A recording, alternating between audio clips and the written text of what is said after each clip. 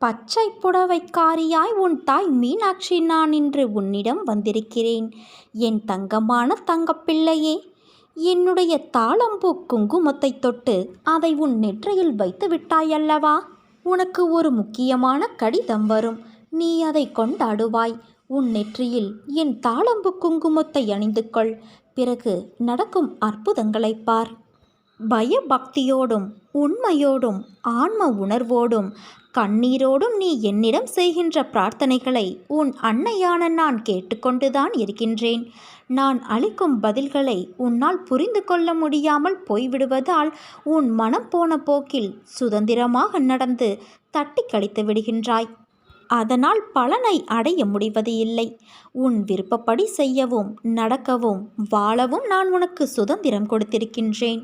அதனால்தான் என் செய்கைகளை புரிந்து கொள்ளாமலும் எனக்கு கீழ்ப்படிந்து நிற்காமலும் உனது சுயமான போக்கின்படி உன்னால் நடக்க முடிகிறது. இந்த சுதந்திர உணர்வுதான் உன்னை இந்த அளவுக்கு கீழே இறக்கி வைத்துவிட்டது. கீழே இறங்கிவிட்டோமே என்று வருத்தப்படுகிறாய். கீழே வந்துவிட்ட போதும் உன்னை நினைத்து உன் அன்னையான நான் பெருமிதப்படுகின்றேன். உனது இரக்கமுள்ள குணம், பிறருக்கு உதவ வேண்டும் என்னும் உன்னதமான மனோபாவம், இந்த நிலையிலும் பிறர் கஷ்டப்படுவதை காண சகிக்காத மனம், இருக்கும் இடத்திற்கு விசுவாசத்தோடு நடந்து கொள்ள வேண்டும் என்று நினைத்து அதன்படி நடந்து வந்ததால் தான் கீழ்நிலைக்கு இறங்க நேர்ந்தது என்று நினைக்கின்றாய். கெட்டவர்களும் கெடுமதி உள்ளவர்களும் நன்றாக இருக்கும்போது நல்லவர்களான நாங்கள் மட்டும் ஏன் கஷ்டப்பட வேண்டும்? கஷ்டத்தை மட்டும் ஏன் கடவுள் எங்களுக்கு பரிசாக தர வேண்டும் என்று நினைக்கின்றாய்? உன்னை போன்று நல்லவர்கள் பலரும் இப்படித்தான் புலம்புகிறார்கள். இது இன்றோ நேற்றோ தொடங்கி நடந்து வருகிற விஷயமல்ல. காலகாலமாய் நல்லவர்கள் புலம்புவது தொடர்கதைதான்.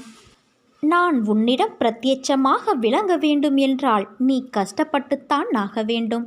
ஏனென்றால் நான் நல்லவர்கள் மனதில் மட்டுமே வாழ முடியும். கெட்டவர்கள் மனதில் எனக்கு இடம் ஏது? இப்படி உன்னை கஷ்டப்படுத்தி வாழ்வதால் என்ன பலன் என்று நீ நினைக்கலாம். நான் உன்னை பக்குவப்படுத்தி பெருமைப்படுத்துவதற்கு இதை உனக்கு வரப்பிரசாதமாக கொடுத்திருக்கின்றேன். உன்னுடைய தகுதிக்கும் தாங்கும் சக்திக்கும் ஏற்பத்தான் கஷ்டத்தை தருகின்றேன். இதை உன்னால் சமாளிக்க முடியும் என்று தெரிந்த பிறகே கஷ்டம் வர தயாராக இருக்கின்றது. இந்த நேரம் நீ வேகமாக செயல்பட வேண்டும் என் குழந்தையே. நிறைய சிந்தனை செய்ய வேண்டும். இதன் மூலம் இப்போதுள்ள நிலையை விட பல மடங்கு உயர்வடைய வேண்டும் என்பதற்காகவே இதை உனக்கு நான் கொடுக்கிறேன்.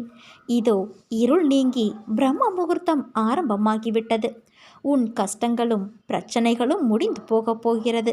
எல்லா துன்பங்களும் விலகி நீ புத்துணர்வோடு இருக்கப் போகிறாய் என் குழந்தையே. சோர்ந்து போகாதே, தைரியமாக இரு. நான் உன்னோடு கூடவே இருப்பேன், எப்போதும் இருப்பேன். நீ நம்பிக்கையோடு இரு, நல்லதே நடக்கும். உன் தாய் மீனாட்சி நான் இருக்க பயம் ஏன் உனக்கு?